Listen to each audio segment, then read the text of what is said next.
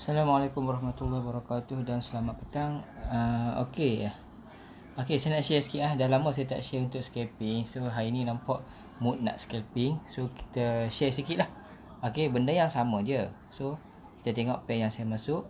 Okey, benda yang sama untuk kita jadikan sebagai SOP untuk entry scalping. Okey, tetapi kita turun kepada time frame yang lebih kecil. Paling kecil kita akan tengok pada kita akan tengok pada 3 time frame yang kecil. Okey. Yang pertama kita akan tengok M15. So M15. Okey. Yang kedua kita akan tengok M5. Dan yang ketiga kita akan tengok M1. Okey. Paling cantik untuk scalping. So kita mesti tengok dalam keadaan handphone kita biarlah melintang.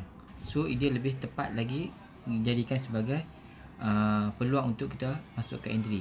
Dan close ni kita boleh ambil 10 pip ataupun kita boleh close all apabila total profit. Okey, total profit kita boleh close. Itu terpulang lah. Macam saya masih lagi hold sebab apa? M5 belum mencecah, RSI belum mencecah 70 dan RSI pun belum mencecah 70. Dan kalau kita nak hold panjang sikit, kita boleh hold di M15 dalam bentuk handphone melintang. Okey, untuk kita nampak. Okey, dan M1 kita jadikan sebagai tempat untuk kita masukkan entry. Okey, kita masukkan entry. So M5 untuk kita monitor, untuk kita letakkan TP, ataupun M15 sebagai zone untuk kita masukkan TP. Okey. Okey, itu maksud saya. Yang mana teknik scalping ni jarang-jarang saya share sebab apa, saya pun jarang buat.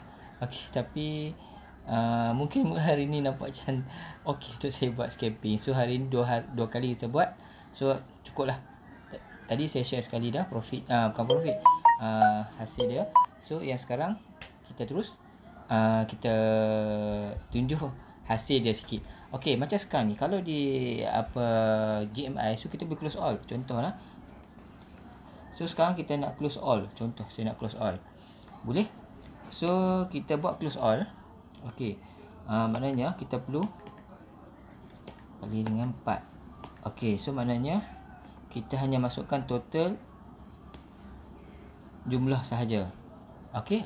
Kita masukkan total entry untuk kita lawan arah, dan kita akan close melalui multiple close.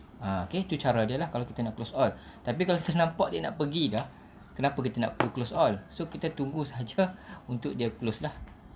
Kan, sebab apa di time frame yang kecil ni kita boleh buat, tapi jangan kita fokus satu pair lah. Eloknya kita cari pair lain, berubah pair.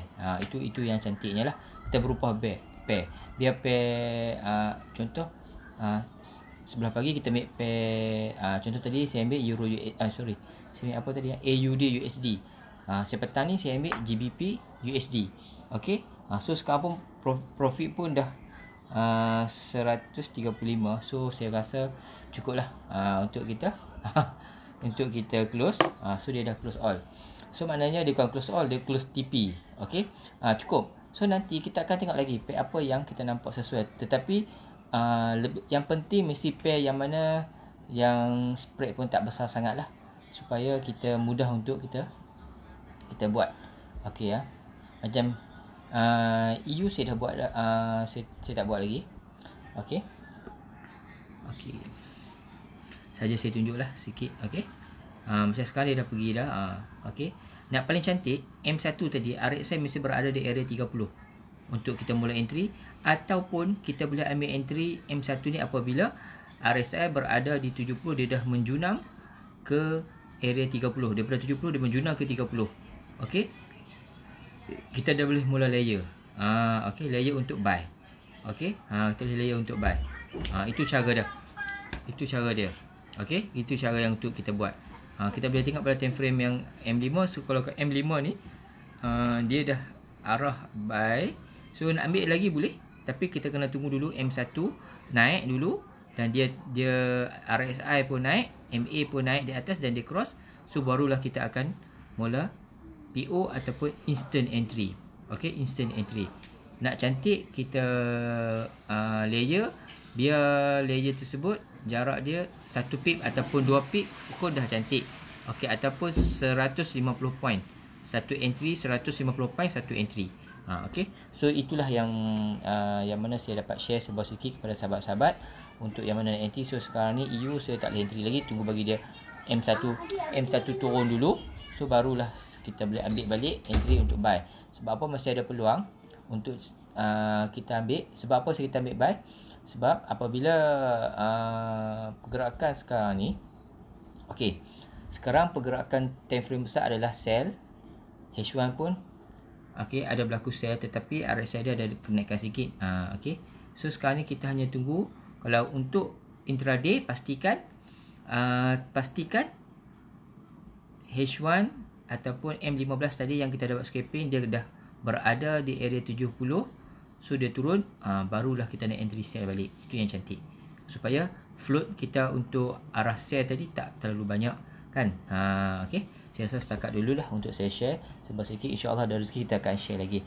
Okey, jumpa lagi. Assalamualaikum.